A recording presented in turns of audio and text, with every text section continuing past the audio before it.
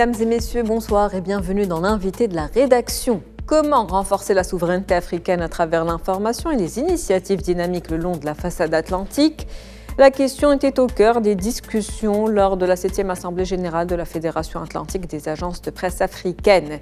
L'information africaine, un enjeu de souveraineté majeur, c'était le thème de cette 7e édition, l'occasion de se pencher sur le rôle des agences de presse africaines dans la promotion de la coopération informationnelle au niveau de la façade atlantique. Le plan d'action de la Fédération au titre de l'année 2024 a été signé hier. Il porte sur plusieurs domaines: l'organisation, la formation, la qualification professionnelle, le multimédia, la communication, la coopération et le partenariat. L'information, un moyen de promouvoir le potentiel de l'Afrique, une souveraineté médiatique africaine pour lutter contre les fake news et toute tentative d'ingérence médiatique étrangère qui chercherait à nuire à l'image du continent. Les agences de presse africaines appelées à travailler ensemble pour porter la voix de l'Afrique, c'est le sujet de ce soir. Et avec nous pour en parler, Madame Barry Oumou, vous êtes première vice-présidente de la FAPA, vous êtes également directrice centrale de l'agence ivoirienne de presse. Bonsoir et c'est un plaisir de vous avoir avec nous sur ce plateau. Bonsoir. Alors, parlons de cette thématique qui a été choisie donc cette année. Pourquoi le choix de cette thématique que je rappelle? Donc, l'information africaine, un enjeu de souveraineté majeur. Oui, merci. Ce thème a été choisi par rapport à l'initiative lancée par Sa Majesté le roi Mohamed VI et visant à développer la façade atlantique, surtout pour permettre aux États du Sahel d'avoir un accès à la mer. Absolument, oui. Voilà. Et pour nous, ça a été vraiment important. Et aussi, tout ça dans le cadre du développement de la coopération sud-sud. Et les agences de presse africaines, à travers la FAPA, ont estimé qu'il était important pour nous de réfléchir et de voir comment nous pouvons accompagner cette initiative pour la rendre concrète. Parce que c'est vrai qu'on lance des initiatives, mais il faut des gens pour les mettre en œuvre. Et nous savons très bien que les agences de presse ont un narratif très important. Parce que nous ne présentons que les faits et les agences de presse ont plus de crédit que les agences qui font des commentaires. C'est pour ça que nous avons bien réfléchi sur le sujet et ensemble, nous allons accompagner ce projet. Un projet qu'il faut donc accompagner ensemble pour une Afrique forte. Donc, les défis aujourd'hui de l'Afrique sont importants. Quel rôle vont aujourd'hui jouer ces agences africaines donc, pour porter la voix de l'Afrique, pour défendre les intérêts du continent et pour préserver la souveraineté médiatique de l'Afrique? Bon, le rôle que nous allons jouer déjà, c'est d'accompagner nos États. Ça veut dire porter la bonne information au public. Éviter que d'autres viennent donner une information tronquée. Donc donner la bonne information au public et aussi participer à l'éducation des masses. C'est important pour nous d'aller dans les villages, collecter l'information et informer correctement nos concitoyens. Et c'est dans ce cadre que la FAPA s'est réunie et expliquer à nos directeurs d'agences de presse comment nous devons, à travers la formation de nos collaborateurs, les guider vers l'objectif commun. On va parler de la formation tout à l'heure avec un peu plus de détails. Mais j'aimerais d'abord qu'on essaie de voir pourquoi la FAPA est importante aujourd'hui et la philosophie de la FAPA. Comment vous pourriez la définir aujourd'hui? Bon, je peux dire que la FAPA aujourd'hui, c'est une plateforme qui regroupe une trentaine d'agences de presse et de membres observateurs qui est le leader de l'information africaine aujourd'hui à travers son site internet et aussi qui est un agrégateur. Voilà, des nouvelles du continent. Et aujourd'hui, tous ceux qui veulent avoir une information, la bonne information africaine, se réfèrent au site de la FAPA. Et on a de plus en plus de visiteurs. Et les agences de presse contribuent à alimenter le site de la FAPA. Et aujourd'hui, c'est très important pour nous que tout le monde aille sur ce site. Depuis tout à l'heure, vous parlez de l'importance de la véracité de l'information, de l'authenticité d'une information, une information fiable, crédible, diffusée par les agences de presse donc, africaines. Est-ce qu'il s'agit aujourd'hui de se réapproprier le récit de l'Afrique et des États africains? Oui, de plus en plus, au niveau de la FAPA, on nous a fait comprendre que le narratif de tout ce qui concerne nos informations doit venir de nous-mêmes. On ne veut plus que les autres agences internationales interfèrent dans l'information africaine ou la donnent de leur point de vue, en tout cas. Non, ils peuvent la donner, mais il faut que nous occupons le terrain. Et que nos compatriotes aient confiance à nos informations. Et de plus en plus, c'est ce qui arrive. On se rend compte que les agences internationales perdent du terrain en Afrique. Parce que les Africains ont compris que la bonne information, fiable, plurielle, équilibrée, vient des agences de presse africaines. Et c'est important. Voilà, c'est important. Et de plus en plus, nous aussi, nous jouons ce rôle-là, comme je l'ai dit. Et je pense que ça marche bien. Nos gouvernants doivent nous accompagner aussi. Parce que les gouvernants ont tendance à négliger un peu les agences de presse au profit de tout ce qui est audiovisuel.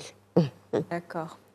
Et aujourd'hui, donc, les gouvernements accompagnent, de plus en plus investissent. Oui, ils accompagnent parce qu'ils ont compris à travers la FAPA, on dit que la FAPA permet aux agences de presse de se mettre en exergue. Et grâce à la FAPA, les gouvernants ont compris que les agences ont un rôle important à jouer et qu'elles jouent leur rôle et que ces gouvernants doivent nous accompagner. Et ils le font de plus en plus. Absolument. Et qu'est-ce qu'on peut retenir aujourd'hui de cette 7e édition qui s'est tenue à Rabat? Pour la 7e édition, ça nous a permis d'abord d'accueillir notre nouveau président. C'est la première fois qu'il préside l'Assemblée générale. Et aussi d'accueillir de nouveaux directeurs. Et ce qui a été très important pour nous, c'est le programme d'activité. Le programme d'activité qui met l'accent surtout sur la formation et aussi qui nous présente les dangers de l'intelligence artificielle. On doit se l'approprier. Et aussi, en plus, le forum des directeurs de l'information et des directeurs des systèmes d'information et les femmes leaders, parce qu'il faut aussi mettre en exergue les femmes. D'accord. Donc tout cela sera déroulé au cours de l'année 2024. Et il y a eu un plan qui a été adopté, un plan 2024, qui parle de plusieurs domaines, dont la formation dont vous parlez aujourd'hui. La formation, parce qu'aujourd'hui, il y a l'intelligence artificielle et ça change tout au niveau de l'information. Qu'est-ce qui change avec l'intelligence artificielle? La manière de traiter l'information. On gagne du temps aujourd'hui. Parce qu'avec l'intelligence artificielle, ça nous permet d'avoir les différents angles de traitement de l'information. Ça veut dire que tu reviens d'un reportage, tu ne passes plus beaucoup de temps à réfléchir. Déjà, l'intelligence artificielle te permet d'avoir les différents angles. Et avec les différents angles, tu fais le choix du meilleur angle qui te sied et maintenant tu le traites. Je me dis qu'avec ça, déjà, on gagne du temps. Mais le danger de l'intelligence artificielle, c'est ce que tout le monde sait. On peut vous faire dire ce que vous n'avez jamais dit. Tout à fait. Après, il y a ces fake news aussi auxquelles il faut faire attention. Oui, voilà. Ça veut dire que ça va entraîner beaucoup de fake news, de fausses informations, de deepfakes, comme ils le disent. Et aujourd'hui, comment réguler cette intelligence artificielle? Parce qu'il faut dire que c'est très difficile déjà de réguler les réseaux sociaux. Et avec l'intelligence artificielle, on se dit que les gouvernants doivent aller vite. Et justement, puisque vous parlez des réseaux sociaux, avec les réseaux sociaux, comme vous le dites, l'information est rapide, instantanée. On est tout de suite au courant de ce qui se passe. Et souvent, pas souvent, mais ça peut être des informations non vérifiables, non fiables, et donc des fake news, comme je le disais tout à l'heure. Et est-ce que c'est un défi pour vous aujourd'hui en tant qu'agence officielle qui prenait le temps de traiter chaque information pour qu'elle soit authentique et crédible et donc fiable? Cette fiabilité qu'on ne cherche pas aujourd'hui dans les réseaux sociaux, mais ces réseaux sont plus rapides puisqu'ils ne prennent pas ce temps aujourd'hui de vérifier l'information qui circule. Quel défi pour les agences de presse aujourd'hui? Au niveau des agences de presse, on n'a vraiment pas changé notre manière de travailler. Parce qu'au début, certains disaient qu'il fallait être plus rapide que les réseaux sociaux. Mais on doit rester toujours dans la vérification des faits avant de diffuser une information. Je me rends compte, par exemple, je prends l'exemple de la Côte d'Ivoire que je connais mieux. Au début, les gens avaient trop confiance aux réseaux sociaux. Mais aujourd'hui, notre site Internet, parce que nous sommes sur les réseaux sociaux aussi. On diffuse sur les réseaux sociaux. Parce qu'on a compris qu'on devait occuper, nous aussi, les agences de presse, occuper les réseaux sociaux pour donner la bonne information crédible, fiable, équilibrée et plurielle. Donc on occupe les réseaux sociaux. Quand les gens vont voir une information ailleurs, ils viennent vers nous, ils viennent sur le site de l'AIP et ils disent « Ah, l'AIP n'a pas dit ça, donc ce n'est pas vrai ». C'est pour dire que de plus en plus, comme on est resté dans notre registre de vérification des faits, ça a entraîné aussi les internautes à faire des comparaisons. D'accord. Voilà, ça veut dire qu'on a toujours notre rôle, on doit rester dans notre rôle professionnel et de vérification des faits. Même si ça prend plus de temps. Même si ça prend plus de temps. Mais avec l'intelligence artificielle, c'est un outil qui peut accompagner ce changement et faire en sorte que ça aille plus vite. Voilà, avec l'intelligence artificielle, ça ira plus vite. Ça ira plus vite parce qu'on ne va plus traîner pour trouver le meilleur angle et diffuser.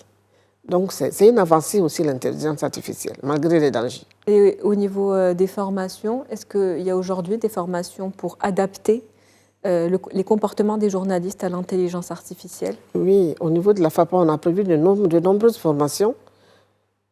Déjà, on a eu à faire de nombreuses formations sur les fake news.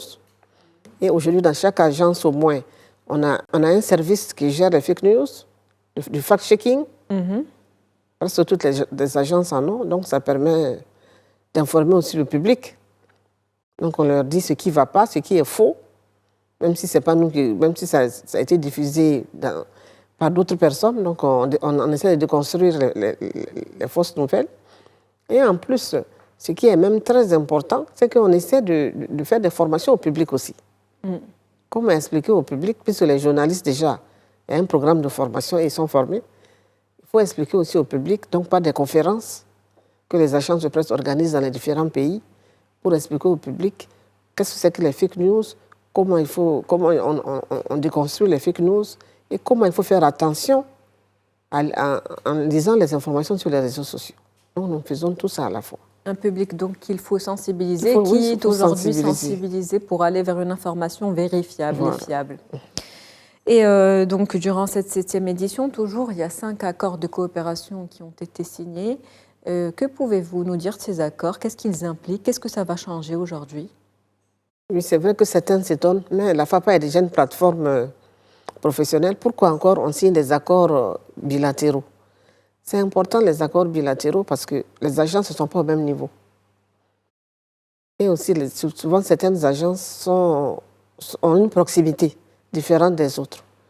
C'est pour ça que nous avons signé des accords, par exemple, et puis il y a des accords qui datent de plusieurs années, qu'on est obligé de réviser.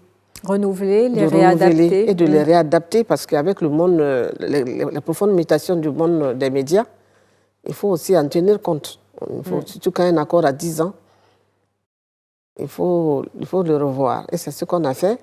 Je pense qu'il y a eu 2 accords qui ont été revus, les autres, ce sont de nouveaux accords. Voilà. Les agences de presse aujourd'hui africaines doivent être plus compétitives face notamment aux agences internationales pour, comme je le disais tout à l'heure, que le récit reste africain, qu'il soit produit par l'Afrique en Afrique. Comment être plus compétitif aujourd'hui? Être plus compétitif, c'est en occupant le terrain, en ayant plus de correspondants locaux déjà. On doit étendre notre réseau de collecte à l'intérieur de nos pays. Et premièrement, étendre le réseau de collecte. Et deuxièmement, demander aux agences de presse, puisque nous sommes en partenariat. Par exemple, quand on parle du Maroc, s'il y a un problème qui se produit au Maroc, toutes les agences de presse africaines doivent prendre l'information de la MAP. Pas prendre l'information d'un autre groupe ou bien d'une autre agence. On doit prendre l'information de la MAP. Donc déjà, tout le monde est sensibilisé à cela. Parce qu'on sait que c'est la MAP seule qui peut nous donner la bonne information exacte. Et je me dis que par ce biais-là, on n'aura que des informations fiables. Absolument. Mais justement, est-ce qu'on peut bâtir aujourd'hui un nouveau système d'information qui soit commun? Est-ce qu'une plateforme comme celle-ci serait réalisable où toutes les images seraient partagées? Une agence africaine pour une information africaine? En fait, la FAPA est en train d'aller vers cela, mais une fois qu'on dit que c'est une agence africaine, c'est une plateforme africaine, déjà on peut être un peu méfiant. Mais je me dis qu'on va y arriver. On va y arriver. Déjà, on a un site web où on diffuse toutes nos dépêches. Je me dis que c'est un pas déjà vers cette rédaction commune. Donc c'est réalisable, un objectif aujourd'hui atteignable. Oui, si tout le monde travaille ensemble, main dans la main, c'est possible. On avance petit à petit. On avance ensemble et puis le capital humain est là. Donc on a une richesse africaine qui va produire les récits d'Afrique, comme je le disais tout à l'heure. Quelles sont les attentes aujourd'hui d'ici 2030 pour les 7 prochaines années en ce qui concerne cette fédération, justement, la FAPA? Au niveau des attentes de la FAPA, c'est avoir plus de moyens, forcément, et être mieux formé. C'est un peu cela. Sinon, comme on a dit, une rédaction, ça veut dire une rédaction commune pratiquement, et qui va diffuser une information africaine. Et aussi la vente de ces informations, parce qu'il ne faut pas que ce soit toujours gratuit. Voilà, pour que la FAPA soit viable aussi, il faut qu'on ait des ressources propres. D'accord, et la vente de ces informations, est-ce que vous pouvez donner des exemples? Est-ce qu'il y a des idées aujourd'hui? Bon, pour le moment, c'est un grand chantier qu'on va essayer de mûrir plus tard. D'accord. Voilà, pour le moment, c'est gratuit, parce qu'il faut que les gens s'habituent et s'approprient cette information avant maintenant qu'on ne passe à une autre étape. Très bien. Et quelles sont aujourd'hui les difficultés auxquelles la FAPA peut être confrontée dans ce travail commun qui se fait en Afrique aujourd'hui? Les difficultés, c'est surtout au niveau du matériel. Parce que quand on s'est réunis pour la 7e réunion, il y a certaines agences qui nous ont dit qu'il manquait complètement de matériel. Comme je dis, les agences ne sont pas au même niveau. Et on doit s'entraider.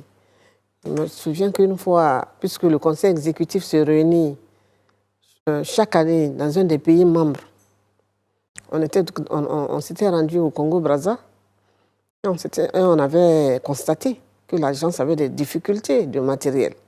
Et la FAPA a dû pourvoir en offrant des ordinateurs. Vous voyez un peu, c'est pour dire que le défi que nous avons aujourd'hui, c'est l'équipement de certaines agences de presse et la formation. Matériel. Voilà. Donc il faut plus d'investissements. Comment aller rechercher ces investissements aujourd'hui, selon vous? Bon, nous avons des partenaires, mais ce n'est pas suffisant. Nous avons des partenaires, mais on essaie d'avoir un peu plus de partenaires, essayer de voir un peu comment on peut nous aider à obtenir du matériel et de la formation. Vous parlez beaucoup de formation aujourd'hui. Quelles sont les lacunes que vous constatez sur le terrain? Ce que nous constatons, c'est au niveau des réseaux sociaux, par exemple, tout ce qui est nouveaux médias, on a besoin de mettre nos journalistes au niveau de ces à niveau pour qu'ils puissent répondre à nos attentes au niveau de ces nouveaux médias. Parce qu'il y a de nombreuses petites formations qui sont indispensables aujourd'hui, de nouveaux petits métiers qui sont générés par les web. Donc on est obligé de voir dans quelle mesure on doit former nos collaborateurs. Pour plus de visibilité, notamment sur le net, c'est ça? Oui, plus de visibilité et aussi répondre aux internautes. Tout cela, ça a besoin de formation pour que les gens sachent comment il faut répondre à un internaute. Donc la solution pour vous ou l'avenir serait de digitaliser ces agences de presse africaines pour être au plus proche du citoyen? Oui, bon, en fait, on est tous en voie de digitalisation. Plus avancés que d'autres, certains sont en retard, mais on avance petit à petit. Tout le monde est pratiquement dans le digital aujourd'hui. Voilà. Mais il faut former au métier du digital. Et c'est ce qui est important pour nous. Et puis la formation, est-ce qu'elle doit être selon vous commune également à l'Afrique? À tous les pays, toutes les agences qui suivent les mêmes formations? En général, on suit les mêmes formations. Au niveau de la FAPA, quand il y a une formation, on demande à chaque agence d'envoyer un élément. D'accord. Voilà, un élément. On analyse d'abord le dossier pour voir est-ce qu'il peut suivre la formation, parce que souvent ils peuvent envoyer des éléments qui ne sont pas au niveau. Donc tout ça, ça nous permet d'avoir des formations qui répondent à nos attentes aussi. Absolument. Donc des informations et des formations qui doivent répondre aux attentes, l'intelligence artificielle, un cap qu'il ne faut pas aujourd'hui manquer pour s'adapter aux mutations du monde, et on est sur la bonne voie, selon vous? Oui, je pense qu'on est sur la bonne voie, parce qu'on a prévu une formation en intelligence artificielle, et je pense qu'on est sur la bonne voie. Des agences qui prennent aujourd'hui de plus en plus de place. Et c'est important parce que le citoyen est sensibilisé à la fiabilité de l'information exacte, vérifiable et authentique, n'est-ce pas? Oui, bien sûr, parce que comme je vous l'ai dit en Côte d'Ivoire, dès qu'il y a une information, ils disent on va aller voir sur le site de l'AIP pour voir si c'est vrai. C'est-à-dire qu'ils ont compris que l'information exacte provient des agences de presse. Et ça, c'est important. Et dans les autres pays aussi, de plus en plus, c'est l'information la plus fiable. Et puis ce retard dont on parlait tout à l'heure avec les réseaux sociaux ne pose plus de problème, selon vous, sur le terrain? Non, moi je me dis que ça ne pose plus de problème. C'est vrai que les gens lisent, mais ils vont vérifier. Ça veut dire qu'ils ont besoin des deux, en fait. Ils vérifient bon, on a dit cela sur tel réseau social, allons voir dans les agences de presse si c'est vérifié. Parce qu'ils ont compris que souvent, ils sont trompés, que l'information peut être pas exacte. Donc, ils comprennent maintenant que même ils doivent faire du fact-checking en vérifiant les faits. Quels sont les grands chantiers aujourd'hui sur lesquels travaillent les agences officielles pour les 10 prochaines années? Est-ce qu'on peut s'attendre à des nouveautés? Bon, pour le moment, c'est difficile d'en parler. Mais forcément, on est obligé d'évoluer vers la nouveauté. Il faut savoir s'adapter, avancer. Ne pas rester figé. S'adapter donc au monde. À l'évolution du monde des médias. Absolument. Comme on dit, à l'écosystème des médias qui est très mouvant. Donc il faut pouvoir s'adapter, sinon on disparaît. Alors que les agences de presse ont un grand rôle à jouer, on ne doit pas disparaître. Parlons justement de ce rôle. Quelle importance pour les agences africaines aujourd'hui? Bon, le rôle que nous avons, c'est d'informer, comme j'ai dit, les populations et de bien les informer. Et en plus, je me dis que les agences africaines ont une mission de développement. Pourquoi je le dis? Parce que nous, les agences de presse, ont des correspondants dans toutes les petites localités. C'est important parce que ça permet de remonter un peu tout ce que les citoyens font. Et on est en train de regagner cette souveraineté médiatique africaine aujourd'hui? Oui, bien sûr, parce qu'on est en train de gagner la souveraineté et nous-mêmes, on a intérêt à la promouvoir. Donc c'est un peu tout ce qu'on fait et je pense que les gouvernants ont compris l'importance des agences de presse. Tout à fait. Donc des agences de presse aujourd'hui importantes. Rappelons qu'elles donnent des informations fiables, vérifiables, crédibles et authentiques. Et plurielles surtout. Et plurielles, absolument. Merci à vous, Madame Barry Omo. Je rappelle que vous êtes donc première vice-présidente de la FAPA. Vous êtes également directrice centrale de l'Agence ivoirienne de presse. C'était un plaisir de vous avoir avec nous ce soir. Merci. Merci. Nous arrivons au terme de cette émission. On se retrouve demain pour un nouvel invité. Merci pour votre fidélité. Bonne soirée à vous.